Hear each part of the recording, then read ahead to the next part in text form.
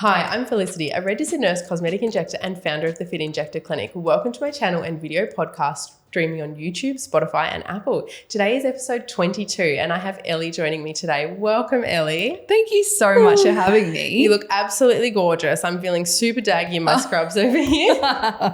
No, you look and beautiful. So nice too. We've been chatting back and forth on Instagram and it's so nice to finally have you here in the clinic. Yes, I'm so excited to be in Sydney. Yay.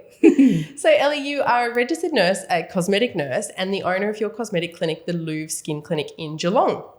You're also the founder of a skincare line, your own skincare line, Saint Louve Skincare. Now, you're here in Sydney, as you mentioned, to go to an aesthetics conference over the next few days, which coordinated perfectly with us getting to record this podcast. Mm-hmm. So are you looking forward to the conference? I am. I'm really looking forward to this conference. I missed out on, I think, the last 3 years of going. Yeah. So I'm really excited. I think going to conferences is like you're always left so inspired and you can take so many techniques back to the clinic and advance your skills. And And it's like no matter at what stage, like you always learn something. Yep. This industry is moving so quickly. Mm-hmm. I've got really bad FOMO that I was unorganized. And when I went to buy a ticket, I looked at my diary and I already had patients booked in for the next few days. So I'll be just enjoying it through your story. I'll let you know. Keep the story game strong.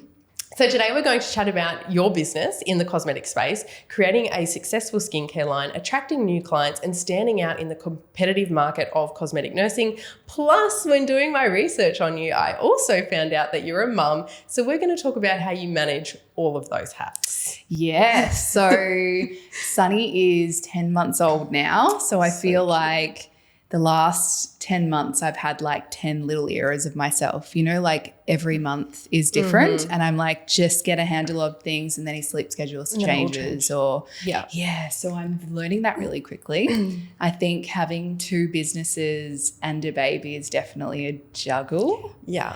I have a really supportive husband and my husband actually works for the skincare brand. So that enables us to have a lot of flexibility in like if I have to have a meeting or if I have to go to work, which I'm working 2 days a week at the clinic, but now it's nice because he doesn't have to ask a boss to have some time off and things. So does he predominantly work from home? Yeah. Oh, amazing. Yeah. He manages all Saint Louve's inventory and he packs some of the orders and looks after the baby. Oh, that is perfect. Yeah, it's really, really good. And it's really good of him to he's a remedial massage therapist. And so he gave up that job when I was pregnant because we looked at the future and was like, I can't run these two businesses how I want to if I don't have the help. Yeah. So he selflessly left his job and helps with so the you compromised and he quit his job. Yes. That's marriage, yes. right? I had the baby and he now looks after the baby 2 days a week. I think at the moment I've worked out a little bit of something that's working well in that it's not taking me away from the baby because, if you're a working mum, it's really hard to switch off. Yeah. And I feel like when I'm with Sunny, I really want to be able to be present. And then, half the time I'm like, I'll just reply to this email. Or like, I'll just quickly take this meeting. Or this, and they're looking at you like. Yeah. And then you're like, what am I doing? It's, so what I've done the last month, because every month's different, but I'm an early riser. So I've been getting up at like 5:45, 6 o'clock. Nice. Doing an hour of work, emails and getting ready before he gets up at 7:30 and then the same in the evenings. And I feel like I'm awake anyway. Yeah. I'm just utilizing the time better. Yeah. And then the juggle and is you've cleared that easier. Space in your head. And then when he gets up, you're like, I can give you attention now. Yeah. So that's what's working at the moment. That's definitely one of my hacks, especially when I'm feeling like maybe I've had, a run of really busy days in the clinic. And as you know, as business owners, the emails and everything don't stop. And I know, okay, I've got, all these people that need attention from me on email and I haven't given it to them. Yes. I will often either when she's gone down at night or I'll get up really early in the morning and just have that time to just like clear that ready for the day. Otherwise you're trying to sort of play with them and you're like, trying to write back to this email and then the mum guilt really sets in when you do that, right? Yeah, mum guilt, yes. Yeah, it's and real. if you're like me too, if it's in my head, I'll be like, I need to get it done. Yeah. So if you can just get your day sorted like that, at least you can pay full attention. Yeah, absolutely. Yeah. And in our space too, I was sort of having a think to myself about this and, you know, again, just trying to work out if we've got the right balance for our family at the moment is we are dictated by appointments essentially. Yes. Like we don't have the opportunity to work from home, like obviously admin from home, but we don't have the opportunity to do our job from home. So we are limited by the fact that we do actually have to come into our clinics physically and that does take away from time with our little ones. So And even too, like when you're in the clinic, most of the time you're fully booked. So it's not like you're getting your admin done. You're getting your treatment notes and then reading up on your last treatment notes and running to schedule. So you don't have time to do all of that. So you have to do it on days off. yeah. So it's like time blocking essential. Yeah, totally. Trying to find that magic balance, right? So Elly, tell us how you became a cosmetic injector. So I was actually very fortunate when I was very young, 16. I worked in a nail salon and I met a cosmetic injector. Oh, amazing. And I was like all of 16. She told me that she did what she did for work. And I was like, I couldn't believe someone did that. I didn't know it was a career, and it just aligned with me so much that I went home and was like, I'm going to become a nurse. I was already very interested in skin. So I was already studying beauty and I was going to go down that sort of route. But when I found out about cosmetic injecting, I was like, this is absolutely me. I went on to do my enrolled nursing to begin with. I did the enrolled nursing and then I was an enrolled nurse by the time I was 21. Wow. And then I went straight into studying an advanced diploma in cosmetic and dermal science, I think it was. And then I started working 2 years after that. So it's been 10 years this year since I started that. And it's just very much like something that I've found my passion really early. And it's funny, you know, like starting doing this 10 years ago, things were a lot different. So like I sound old now, but I'm, you know, not that old. But well, 10 years in, we are kind of like, I'm 10 years in the cosmetic industry as well. And it's, you kind of do feel like you're kind of more mature in the industry, that's for sure. And there definitely wasn't as many people doing it as well. And even sometimes, like, you know, there was a lot more stereotype at that time too. Like if you told someone what you were doing, people were like, oh, you're doing that okay, thing. Yes. Or, you know, patients would come to you and it'd be like, I don't want any of my friends knowing. Yeah. Or, you know. Or they want to go out the back door. Yes, I was just about to say that. Yes. Yeah. Whereas now it's like people tell everyone. Step out onto Oxford Street and they're like, look. Yes. You know? Yes. Or let their boss know I've got like a really important appointment at lunch. Super I've got to go. Important. Yeah. But yeah, I think things are probably a bit different now, which is great. But it's been like a really fun journey. Yeah. And we were talking before we hit record, you've had your own business for 5 years. And then so the 5 years prior, were you working at other clinics to gain your experience? So I studied and then I got a job in a clinic where I'm from in Geelong, and I worked there for nearly 3 years and then left and then started my own clinic. So that was about 12 months later.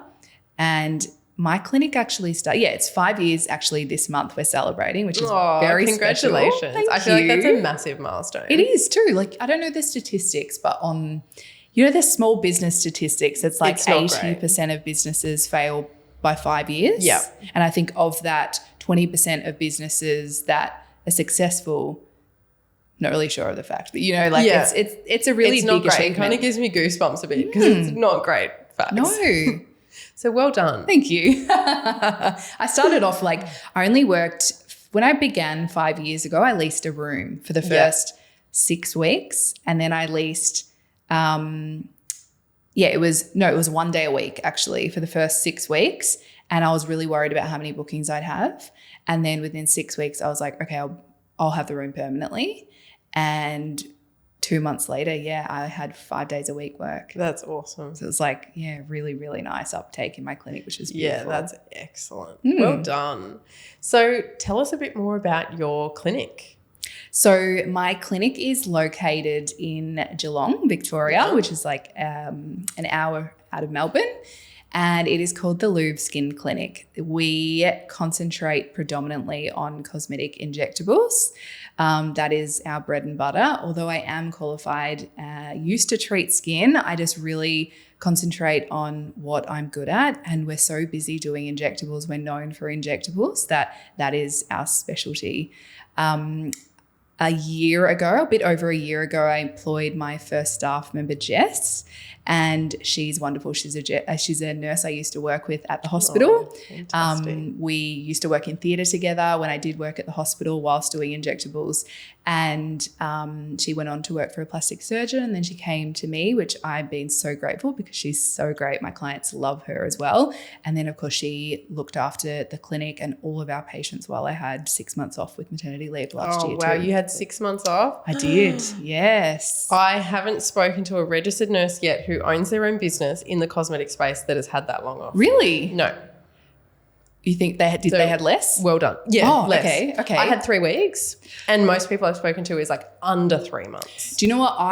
If I didn't have Jess, I would have done that. Yeah. But I thought, it is hard as a business owner, and I thought this is a really important time of my life, and I want to also not look back and think like, I want to go to work sooner? I know some people obviously have to or want to, but I thought if I could have someone who I trusted and who would run my clinic the way I wanted to, who my clients would love, then I'd love to take 6 months off. I took 6 weeks off before I had the baby too, because I was massive and I was so tired. Exhausted. Yeah. So, Jess worked, and then I came back when he was 4 months old, but I've just come back 2 days a week too, because I do all my admin for my other business as well. So although I had 6 months off injecting, I probably did do a lot of work the whole time. Not working. Yes. But you nailed it there where you said, you found someone who could run your business exactly the same. And I think that's where, like, I didn't have that. I tried to get someone on when I was pregnant, and unfortunately it didn't work out. And then, I couldn't tell the baby not to come. Yeah. So I ran out of time to be able to kind of work my situation like that. And I, aim in the future, if I do decide to have a second child, that I will be in the position with my team where I can step away for a little while. Yep. Hopefully, my goal was 3 months, but what I found, because it was just me and I had no one else running my clinic, at 3 weeks after she was born, I'm getting the messages of like, oh, hey girl, who would you recommend? I'm like, me. So I'm like nappy on. That's the problem is, oh no. Well, that's the problem because people are going to go elsewhere. Exactly. Service and them, I had no one to, so it was kind of like a survival thing. Yep. I would not recommend that whatsoever. Definitely got very burnt out, but I didn't go back full time. I was just, just servicing like my regular patients as I could. But in the future, as I said, if I do have a second, I really hope to be able to take a little bit of time off. But I do see, lots of injectors that I know who are having babies, and they are a one-woman show. They're saying, I'll be back in 2 or 3 months, guys. So and I feel for them because it's tough. It's tough. Well done on finding Jess. Oh, thank you. I've actually got a funny story I just remembered too about finding Jess. Yes. We worked together at the hospital, and she was obviously great. I loved her. And then when I was like, okay, I'm pregnant, what am I going to do about my clinic? I wanted to have 4 to 6 months off, but whether that was going to happen, like we just discussed, maybe not if I couldn't find someone. But I was like, okay, if I could find the perfect person, I will employ them. But before that, I didn't think I would ever employ anyone. And I wasn't really interested. I was happy just being me, servicing my clients, growing my business and my skincare brand. Yeah. And I hadn't really thought about hiring someone. So in this instance, I was like, if I find the perfect person and it feels right, I'll hire them.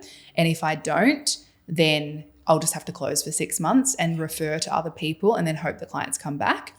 But I manifested Jess coming to work for me. So she worked for this really well-known plastic surgeon who has a wonderful practice in Geelong. And I knew she'd left the hospital and done all this injectables training, and I knew that she was good at her job. And I thought, I can't reach out to her and say I've got this job role because obviously that would be the wrong thing to do. You can't really poach injectors. And I wouldn't do that. And so there was a few people that applied for the position, and I was thinking, I wish Jess had applied, but I'm obviously not going to message her. Yeah. And she messaged me. and said, I'm really interested in the role. Yeah. I know we've worked together and I know you know me. Would you be happy if I applied? And I was like, please You've apply. Got the job. Please apply. She said, I'm going to Europe in 6 weeks for 4 weeks. Is that a problem? And I was like, not for the right person. And then, it's been great. 6 weeks, it's fine.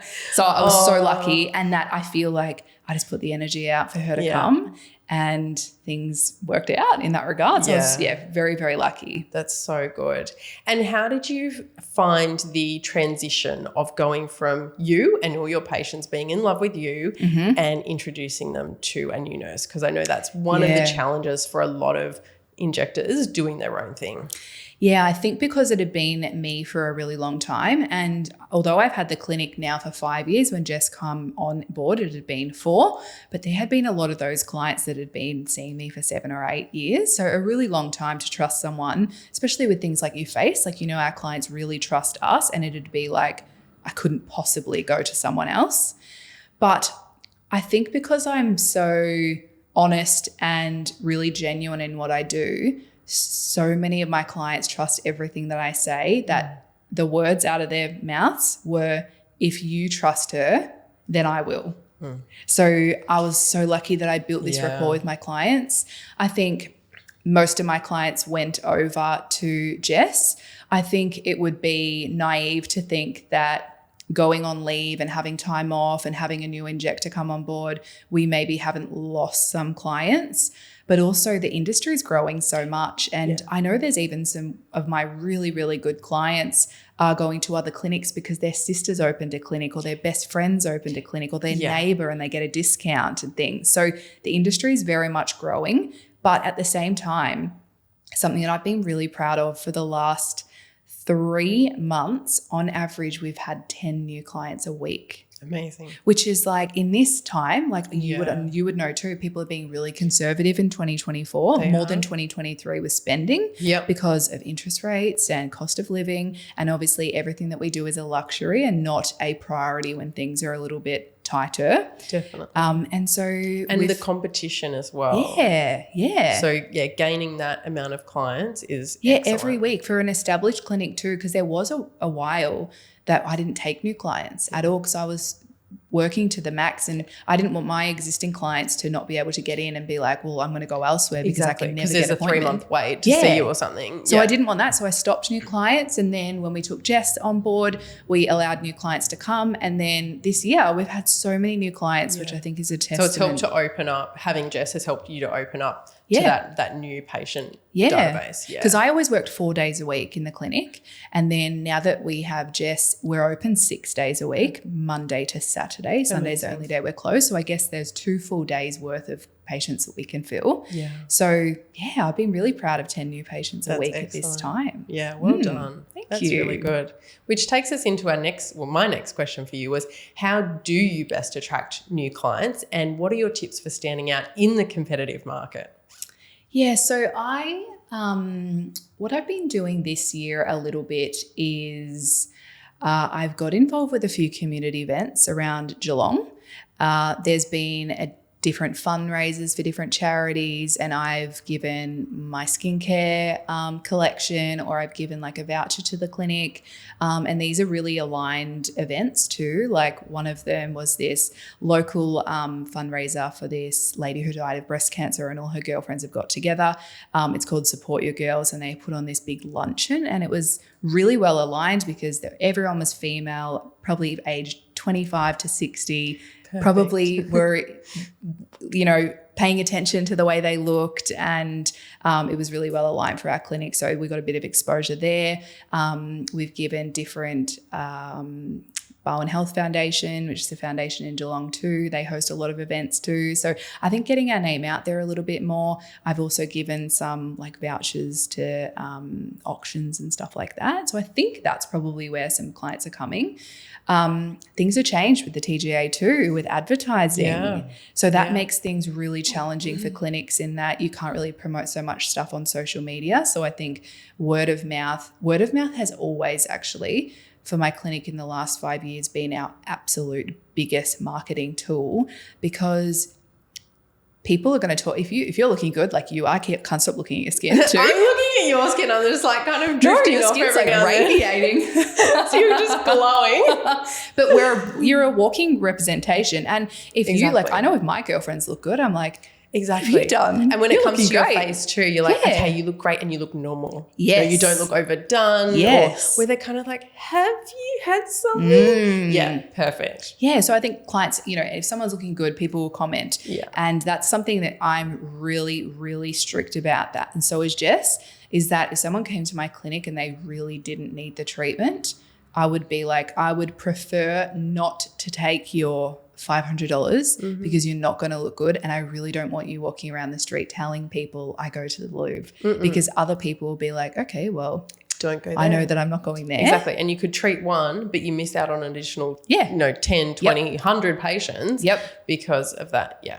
So I'm just exactly the same. Yeah. It's just like, we all hear of like TV shows, reality TV shows, and our clients come in and say, I don't want to look like the girls from that.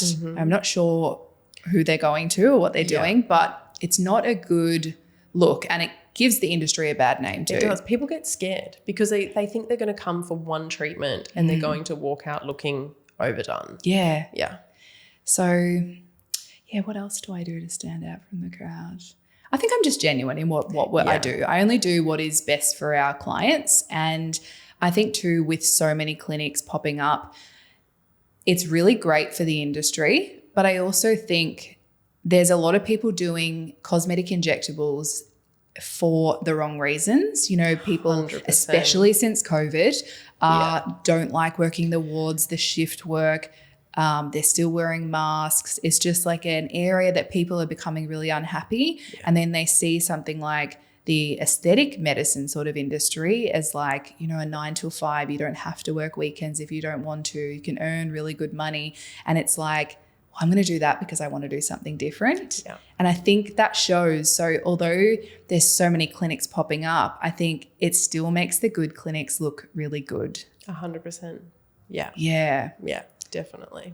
And I think consumers more and more, like from new patients that come through, the sort of things I'm hearing over and over again is consumers are really seeking out like a personal experience where they get a really high level of customer service, which they may not get at other clinics. And they don't mind even paying a little bit more to get that additional level of service. Or, we have a lot of value that we add into, our prices are very competitive for the area. Yes. But we do also add in a lot of value. Yeah, that's good. And I think that's a really good way to run a clinic too, in being like generous and you're adding value as opposed to doing an offer on a volumizing treatment for a certain amount of money, because the clients you attract is really, really important. And I love the clients that we attract at our clinic because they're not those clients that are coming in with a certain budget and they're not happy to go over that. They want something that's going to suit, a lower dose or no longevity, and then they're going to come back unhappy, and it's this vicious cycle. I think people come to my clinic to be educated and taken care of, and that they know it is a little bit more expensive, but they know they're going to be happy. Yeah. Or we actually get a lot of clients too that have been elsewhere and have been unhappy and then been like, I should have come here in the first place. Yeah, totally. Absolutely. All right, Elly, let's talk skincare. Tell us, when and why did you start your skincare line? So I opened the clinic in 2019, and the following year was COVID. So yeah, and I think things might have been a little bit different in New South Wales, but Victoria was just you guys got hit hard. Yeah, so my clinic was closed a lot of that year. I actually started working part-time at the Epworth Hospital I'm actually an anaesthetic trade as well. I did a grad year in anaesthetics when I was younger. So I worked in anaesthetics 3 days a week, and then when the clinic was open and closed, I'd work in the clinic. But I also spent the time that year studying at cosmetic formulations because I knew I wanted to create a skincare brand. Prior to that, in the previous years, I had tutoring in chemistry because I had great desires, which didn't come to fruition, but I'm actually in hindsight glad it didn't. I wanted to get into medicine and do the same sort of thing. Still cosmetic injectables, this medical aesthetic career, but I thought I would be a doctor in that I could prescribe and do some additional advanced skin treatments. So I studied chemistry so that I could pass the GAMSAT exam. Yep. And forward a couple of years to COVID, I had this chemistry background. I decided I didn't want to do medicine. And then I was like, the only chemistry that I actually enjoyed, because it didn't come natural to me, studying all this advanced chemistry, organic chemistry, it was a lot. But the only thing that made sense to me and what I enjoyed was chemistry of the skin and formulations. That's how it made sense in my brain. I was like, okay, so we're talking acids or lactic acid, glycolic acid, salicylic acid, or the pH of the skin. And I always revert back to the skin. And so I knew I had the tools to be able to formulate a skincare range. And given that I'd been in the industry for quite a long time, I'd worked with so many different cosmeceutical brands, which were great. But I also found that I loved like this particular brand's retinol, but then I didn't love their vitamin C, or I wondered why their packaging was like that and not in airless packaging. And, you know, your vitamin C is unstable. And there's just like, my mind was just like tick, tick, tick, tick, tick.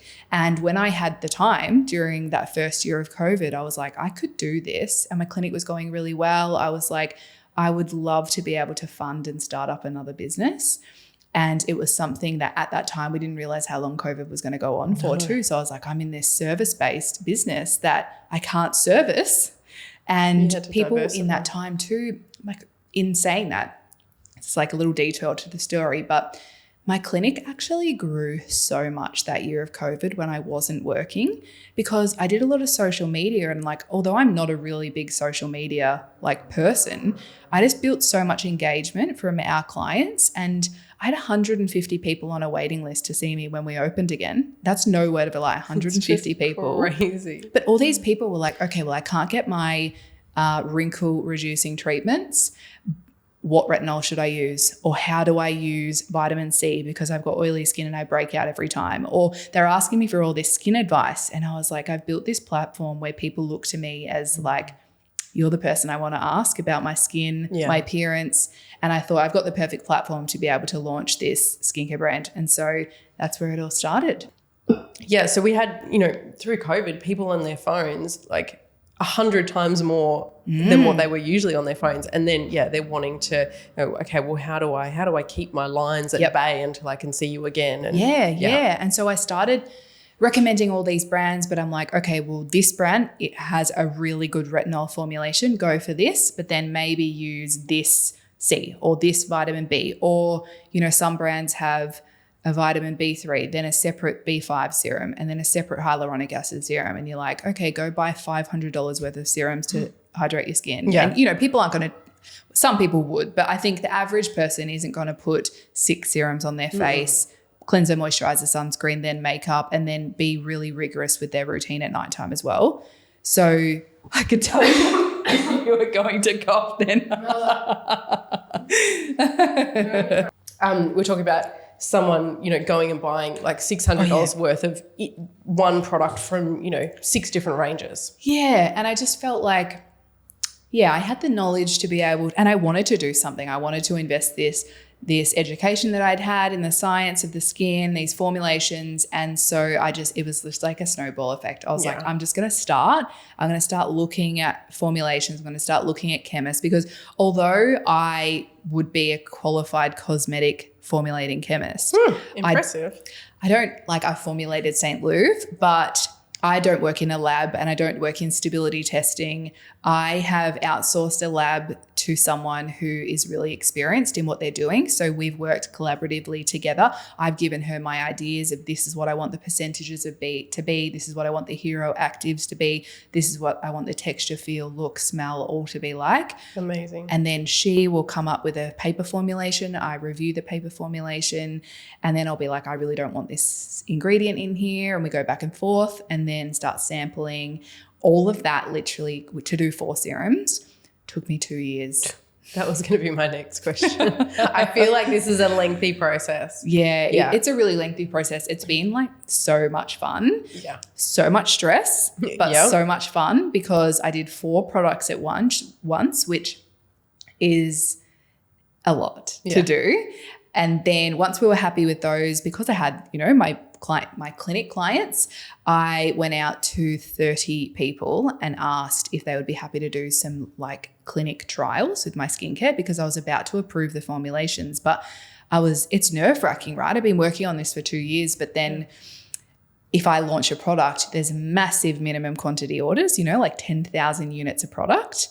So I'm like, okay, I need this to be perfect. I need to have this feedback before I go and spend all this money in product development. So I took 30 people through 6 months of using Saint Louve samples. So you gave them the products? The products to use for 6 months. Yep. They came in to see me once a month and they filled out a survey every single week. Wow. And gave me feedback in like, did you like the texture? Have you noticed difference? We did before and afters.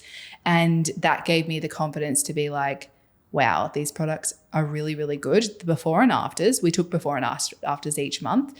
Some of the before and afters, I was even shocked. Yeah. I was like, I knew these would work because I based all our formulations off the science. We know these active ingredients work. But when I actually tried it on our clients and took photos, I was shocked. Wow. And were all 30 people using all 4 products? Yes. So we started off just with the vitamin B serum and we added in each sort of month. So everyone was using all of them by the end. By the last sort of 3 months, everyone was using them. I didn't want to give someone who hadn't used actives because we used an array of people as well. We used people who had younger, really sort of like maybe acne prone skin. We had some people in their 60s that's main concern was wrinkles. We had people with pigmentation. We had people with sensitive skin. We had people that had never used cosmeceutical products before. And then some people who were like pros. Yeah, nice. And it was good to get feedback from everyone. And everyone loved the product so much. So when I launched, I was like, I know people are going to really like this product because I've got the feedback. It's tried and tested. Yes. They've written out a survey for you. Yeah. You've got the before and afters. Incredible. Yeah. And then you launched. Yeah. So then it launched in 2022 in August. So it's been nearly 2 years to date since it's been on the market. And it's actually been so well received. We pack so many orders every day too. And it's so random but refreshing to me that when I look through all the orders every day, there's all these people that I don't know. It started off obviously, everyone who knew me started buying it, and then at word of mouth. And it's this visual thing that people are like, what are you using on your skin? Because it looks so good. So then there's like people all over Australia that buy it now. And I feel like, there's probably someone in Sydney just close by that's got it in their bathroom. It's like so. Well, your story on the plane. Yes, I know. That I just caught up on. I know the flight attendant. So what was it? She gave you a drink because she loves your product. Yeah, she gave me a bottle of champagne. Like, the little mini bottle? Yes. So I was drinking champagne on the plane and I was holding the baby so I didn't have a free arms for my husband. See, that's amazing. I know. Isn't that so nice? You're reaching this, massive audience well beyond your physical clinic. Yeah, and that's exactly what I wanted to do because you would be the same. We do this job because you like making people feel good about themselves. And I think it goes beyond your appearance too. People, if you feel that you look good, it goes to your confidence. It makes you feel empowered. It makes you go on that date or take that job or go makeup free or, it just instills so much confidence in people. And I absolutely love that. And obviously injectables, what we do, and skincare goes so well together that it was like a no-brainer for me to do this skincare brand. And we've got more products. Speaking of all that product development, we launched 2 years ago, but the day we launched, I started on 2 other products. Of course you did.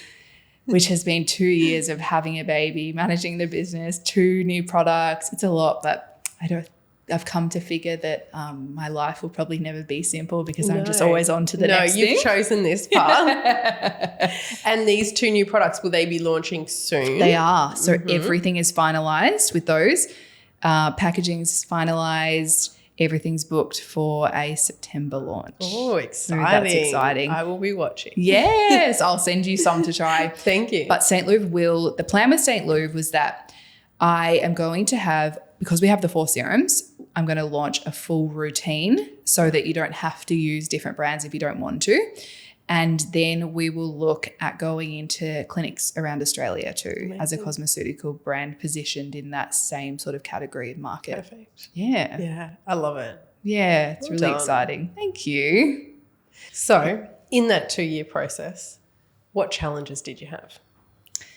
So there's been a lot of challenges in that running a product-based e-com business is very different to having a service-based clinic. And because the service-based clinic is what I was used to, I think I was sort of just like, it's just sort of the same, but you're selling products. But it is really hard because we're selling to a wider range of audience. It's not just our Geelong community. So that is a bit of a challenge, and it's also a lot more expensive to market as well. With my clinic, we've actually never spent money on paid marketing before, apart from our branding and things.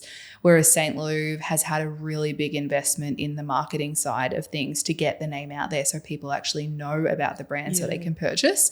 So that's been challenging in that my clinic has funded Saint Louve to date, which is something I'm really proud of, in that we've never got any loans for Saint Louve. It's been all of my clinic profits being redirected into a skincare brand, which is, something I'm proud of. The other challenge is that I'm so used to doing things on my own. And just between me and Jess, I have an admin girl who's great, love her so much, but it's been us 3. Whereas with the skincare brand, there's actually 24 contractors that have a day-to-day role in Saint Louve, and they're not employed by me. So they're contractors that we need and they're required and they have a really important role. But you don't have control over contractors. So they work on their own timelines. So things in my head, I'm like, okay, we could do this in a month. And the month's 4 months. Yeah. And so that's really hard for me. I'm a bit of a control freak too. So it's hard for me to be like, it's not in my time, and I really don't want to rush the process, but I also really want to bring new products to market, or, mistakes happen and there's nothing I can sort of do because it's not in-house. So I think that's a challenge that I'm not used to, working with contractors. Yeah. But other than that, they're probably the biggest woes, which in the scheme of things aren't too bad. It's been a pretty enjoyable process over 2 years. Yeah, amazing. That is a lot of people to create a skincare line. Yeah. A lot more than I would have thought. Yeah, because you've got your marketing team, you've got your email people, you've got warehouse people, you've got branding people. You got the lab, the chemist. There's just so many admin. There's just so many aspects of a business that I thought it was just me to start up with. Me, yeah. You're like, a whole village has gone into this skincare line, literally. Yeah. So tell us a little bit more about the 4 products that you've got currently. So the first serum is a vitamin B3, B5 and hyaluronic acid hydrating serum. So that's a serum for just about any skin type, and it's able to help with repairing barrier, helping improve hydration, lock hydration into the skin, helps oil regulation, redness and things like that. So that's actually absolutely our number 1 bestseller. Then there's a 15% vitamin C serum, which obviously helps brighten the skin, helps with pigmentation, even the skin tone. Then there is an encapsulated retinol serum, which is slow release retinol, helps with fine lines, wrinkles, texture. And then there's an AHA, BHA exfoliating serum, which is like wonderful exfoliating, wake up with smooth skin. The retinol and exfoliating serum are obviously not used as frequently as the vitamin B and C serums. They're more of an evening serum. But I formulated these 4 to reduce, multiple steps. And like the vitamin B serum, it's got 3 hero ingredients that some brands would actually sell that as 3 sort of serums. Yeah. But in my mind, I'm like, well, those brands are probably making more money doing that way. But are people really buying $120 serum to eat 3 times 3 every morning? Yeah. And then they're probably dropping off. They're not getting the results. They might think this brand doesn't work for me.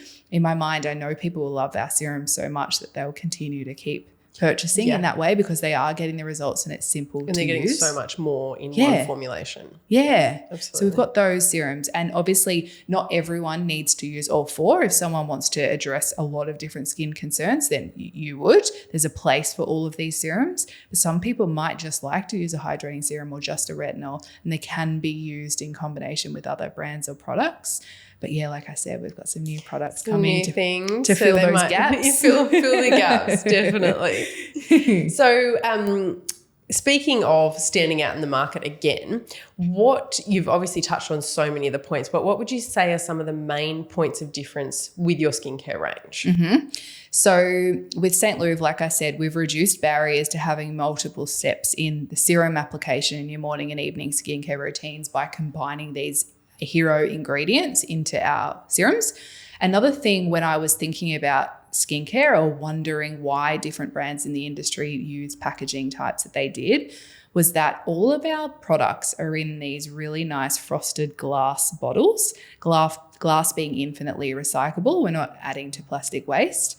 But they're also airless too, so it protects the formulations from oxidization, which we know formulas are very temperamental, especially things like vitamin C. So yeah, the packaging is really nice, patented airless packaging, but it's also not adding to plastic waste. So I think it's also Saint Louve is that we've got such great community in that people love that it's created by someone who's actually invested in the industry and has the experience and skills to create a skincare brand. I think we've been the last few years in a little bit of a trend of like celebrity skincare. Yes. And then absolutely. We're like, although, I love Hailey Bieber, isn't she like beautiful, but I don't know if she has the training or qualification or how much she's been involved in product development. Yeah. I think there's definitely a place for that because there's always going to be consumers that are involved and wanting to buy in that industry. But for Saint Louve, it's like my clinic. People are coming because they're like, I trust this person and I love getting advice from that person, and this is what I want to invest in my skincare brand. So I think especially those patients who they've tried so many different things for their skin and like you said before, different formulations haven't worked for them because maybe it's the ingredients aren't high enough or it's not formulated correctly, all of those sorts of things. And they want that trust factor. Yes. And the fact that you are working in the industry, and from what you've just told us about your background in skincare and chemistry and these formulations, and the fact that you've spent 2 years formulating 4 products, there you go. Yeah, when you say it like that, it sounds really good, doesn't it? For the skincare. Yeah, exactly. That's our clientele, and it's so nice that all these people have trusted me with their skin as well, because it is like, although I'm qualified and I knew this skincare brand would be amazing, that's why I created the skincare. It is sort of when you go to market, you're like, are people going to buy it? Are they actually going to like it? Yeah. And it's like just so nice to get messages from people. I'm now at the point with Saint Louve that I have people that I don't know sending me photos of their before and after saying, I've been using this for 6 weeks. Look at my skin. Amazing. So it's like so fulfilling. You're like, it was all worth it. Yeah. And I want to ask you about the Vogue feature. Oh, yes. Yes. So we've had actually so many exciting little features like that with Saint Louve. We've done a lot of gifting with Saint Louve so that people can try our products, and somehow our product landed in a Vogue editor's hand. Very and nice. They wrote an article. Yes. No, we work with a marketing team and someone from Vogue wrote a feature about Saint Louve saying that it was a new luxury skincare brand well worth the investment, which was like the tick of approval from Vogue. I was at home when I saw the article. And so you had no idea? No, I didn't know. Oh my God. No, I was just sent it and I nearly fell over. Oh, yeah. I would have cried. I know. And it was like a massive article that was like, these are the luxury skincare brands well worth investing in 2024. Yeah. Love that. So yeah, another proud moment. Pin that to the Instagram page. I've actually got the magazine at home. It's just like on the coffee table. Tell everyone, have you read? Yeah. Well, that's amazing. That is such an achievement. Yeah, it is, isn't it? Thank you. Well done. Business life, mum life, any tips for others trying to do it all, which we obviously have touched on? Yeah, I think like I said earlier, every month is different, and I feel like it's going to continue to be like that. I think before I had a baby, I was probably really naive to the fact that my whole day was consumed around anything that I wanted to do. And now I've had to be relieved of those, what's the word? Like controlling tendencies of mine that I just have to go with the flow, and things can change, which is not really the way I like to do things, but there's not really anything you can do, and other than, you know, getting a bit upset by your day didn't go how it wanted to be. You just got to, roll with it. We'll try again tomorrow. And time blocking, like I said, has worked for me too, getting up earlier and utilizing time that is not taken up when I'm with the baby. Yeah. Or another thing, actually, I've been using Do Not Disturb on my phone. I love that feature. Because I have work emails. Because sometimes with the baby, it is easier to have work emails on my phone. I know some people are like, you know, don't do that. But sometimes it is easier for me to be on the couch and just write back to some emails or wake up and look at my emails that way, or social media, write back to people. But there's also times that time blocking and Do Not Disturb is really, really good, and then you're not getting pinged. Yeah, and you're not sort of getting distracted by it, because it's just, I don't know. Yeah. You know, you'll work it out tomorrow. Anything that reduces that mum guilt is good. Totally. But yeah, you totally summed it up. Like every month you think, okay, this is it. We've really got everything under control, and then they change, and it's still, not to scare you, but my daughter's 2.5, and it is a lot more stable. I'd say it's probably for her, it's an every like few months cycle now, where we're like, okay, we've got the sleep routine and, you know, everything down pat, and then she'll obviously have this, you know, next kind of development phase. Yes. And then things kind of go out the window for a little bit, but I feel like it's easier to kind of get control of it again. And it's longer periods now. Yeah, well, that's the other thing. Like he's now napping twice a day. And then it's going to go to one shortly. And I'm like, so not much work getting done. I actually loved when she went from 2 naps to 1 nap. I was worried. But then because she was having a bigger day nap, like even now, I know other mums will be like, whose 2-year-olds don't have day naps anymore, but mine does. Yes. When she's at home with me, she'll sleep for like 2 to 3 hours in the middle of the day. Great. And so now I know, like we'll go out in the morning, she'll go down for her 2 to 3 hours. That's when I can get everything done. Yep. And then she's up in the afternoon again. So it's actually been better to kind of structure our days now. So okay, well, I've got that to look forward to. So you might have one longer nap. Yes, okay. Yeah. Okay. I can manage. Fingers crossed. Yeah.